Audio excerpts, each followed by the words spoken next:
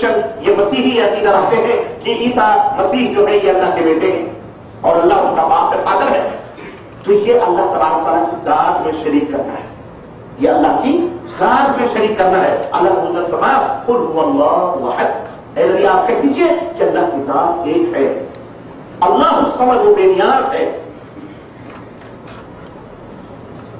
اللہ رب العزت اس کے اندر تمام چیزوں کی نبی فرماتی بے نیاز ہے، وہ کسی کا محتاج نہیں، لم یلد ولم یولد، نہ اس سے کسی نے جنم لیا ہے نہ وہ کسی سے جنم لیا ہے، ولم یکن لہ کفوا احد، اور نہ ہی اس کا کوئی ہمسر ہے، نہ ہی اس کا کوئی ساتھی ہے، نہ ہی اس کا کوئی ہمسر اور اس کا کوئی پارٹنر اور اس کا ساتھی۔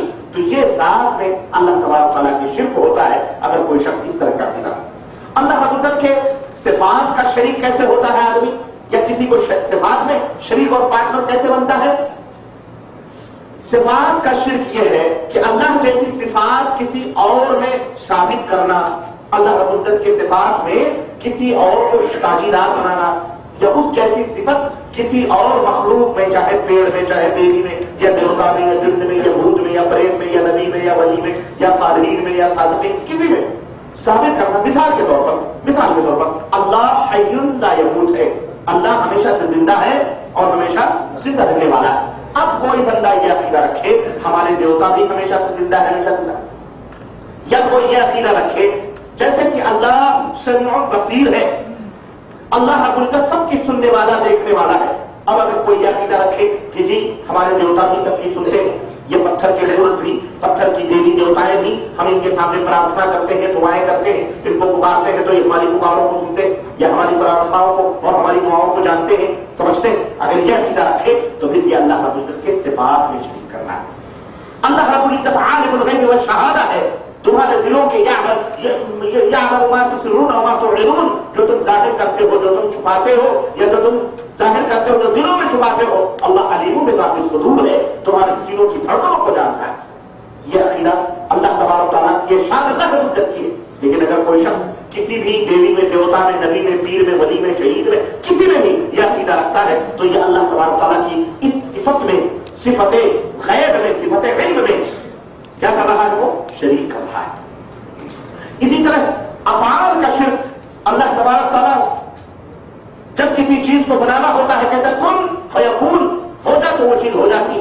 اللہ رب العزت جو چاہتا ہے وہ بناتا ہے، جیسے کام، تو اب جیسے کام اللہ کرتا ہے، جو کام اللہ کرتا ہے، اب کوئی شخص کی عقیدہ رکھے کہ فلاں بھی وہی کام کر سکتا ہے۔ مثال کے طور پر اللہ مردوں کو زندہ کرتا ہے نا، اللہ زندوں کو مردہ کرتا ہے، مردوں کو زندہ کرتا ہے۔ اب کوئی کہے نہیں ہمارے فلاں بھی مردوں کو زندہ کرتے، وہ بھی زندوں کو مردہ کرتے۔ اللہ تبارک و تعالیٰ صحت دیتا ہے، تندرستی دینے والا ہے، کوئی کہے فلاں بھی سفر صحت اور تندرستی دینے والے، اللہ اولاد دینے والا ہے، جس کو چاہے بیٹا دے، جس کو چاہے بیٹی دے، جس کو چاہے بیٹا بیٹی دونوں دے، جس کو چاہے جڑواں دے، جس کو چاہے 5 بنا کے رکھے۔ کوئی کہے نہیں فلاں بھی، فلانے دربار میں بھی، فلانے مندر میں بھی، فلانے مزار میں بھی، فلانے مسجد میں، فلانے استھان میں بھی اللہ جو فلاں بزرگ بھی ہے وہ جو چاہتے ہیں جیسا بھی مانگو وہ دے دیتے۔ تو یہ اللہ تبارک و تعالیٰ مارنا، جلانا، زندہ کرنا، بارش اتارنا، اسی طرح سے نفع اور نقصان دینا، یہ سب اللہ رب العزت کا کام ہے۔ اگر اس طرح کی چیزوں میں کسی غیر کو ہم نے شریک کیا، چاہے وہ چھوٹی سے چھوٹی مخلوق ہو یا بڑی سے بڑی مخلوق ہو، یہ شرک باللہ ہوتا ہے۔ یہ شرک پھر افعال کہلاتے ہیں، یعنی اللہ تبارک تعالیٰ کے افعال میں کسی کو شریک کرنا۔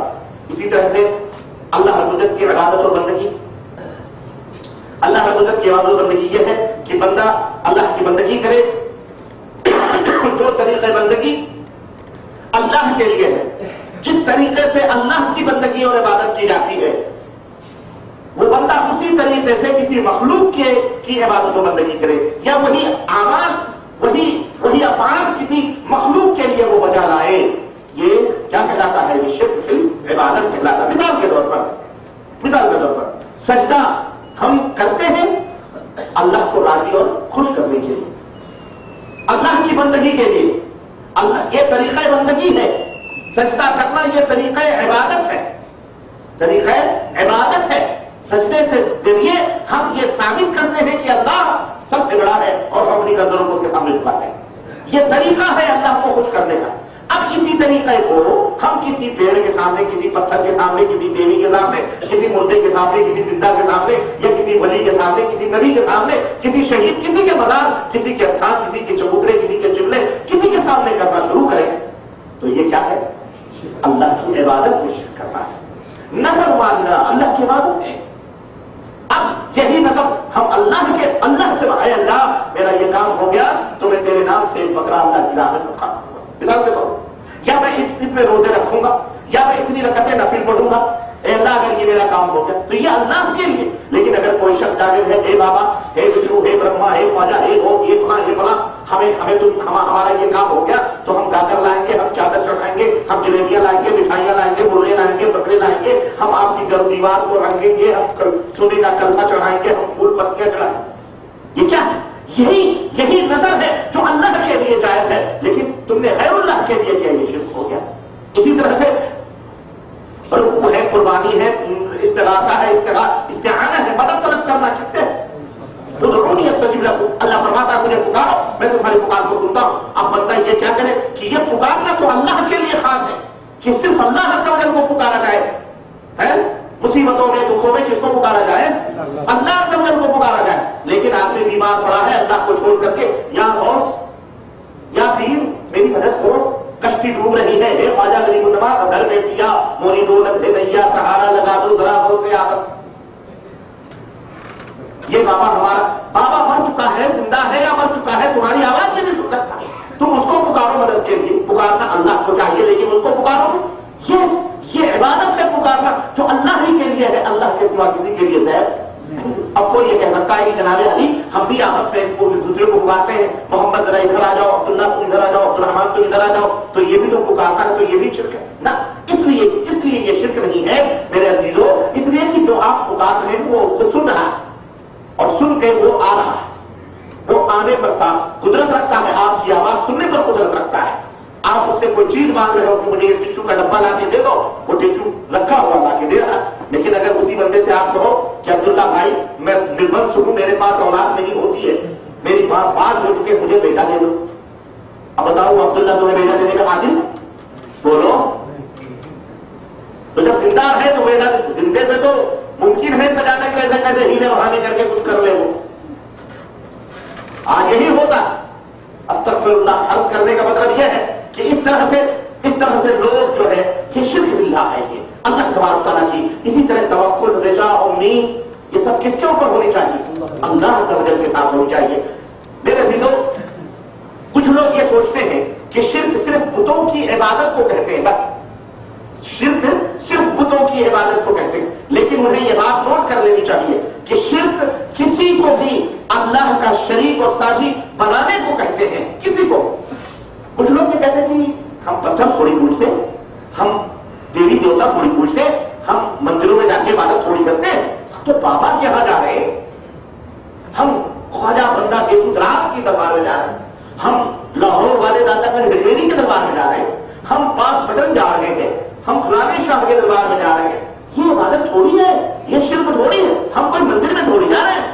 استغفر اللہ۔ میرے عزیزو، میرے بھائیوں سنو، شرک نوٹ کر لو اپنے ذہنوں میں کہ شرک کسی کو بھی اللہ عز و جل کا شریک اور ساجی بنانے کو کہتے ہیں شرک، چاہے وہ نبی ہو، چاہے وہ ولی ہو، چاہے وہ پیر ہو، چاہے وہ شہید ہو، چاہے وہ فقیر ہو، چاہے وہ دیوی ہو، چاہے وہ دیوتا ہو، چاہے وہ جن ہو، چاہے وہ بھوت ہو، چاہے وہ مزاروں میں ہو یا قبروں میں ہو یا بتوں میں ہو، شدوں میں ہو، عالموں میں، چوکوں، چتے، عمل، چبوترے، پنجے، استھان، درگاہ، خانقاہ، جو بھی ہے، کسی کو بھی اللہ تبارک و تعالیٰ کے ان تمام ذات میں، صفات میں، اللہ کے افعال میں، اللہ کے علوم میں، ان تمام سب چیزوں میں کسی کو بھی شریک سمجھنا، پارٹنر بنانا یا وہ صفات ان کے اندر تسلیم کرنا، یہی شرک باللہ، یہی کیا ہے؟ شرک باللہ ہے۔ میرے عزیزوں، یہ شرک ہو جائے گا۔ اور سنو، جب بندہ کسی کو بھی اللہ کی ذات میں اور صفات میں، اللہ کے افعال میں اور عبادات میں شریک کسی کو سمجھتا ہے تو وہ مشرک ہو جاتا ہے۔ وہ کیا ہو جاتا ہے؟ مشرک ہو جاتا ہے۔ اور ایک اہم نقطے کی طرف میں اشارہ دینا چاہ رہا ہوں، اس کو اچھی طرح سمجھو کہ شرک یہ ایک عقیدہ ہے، شرک مستقل ایک عقیدہ ہے، جس طرح توحید مستقل ایک عقیدہ ہے۔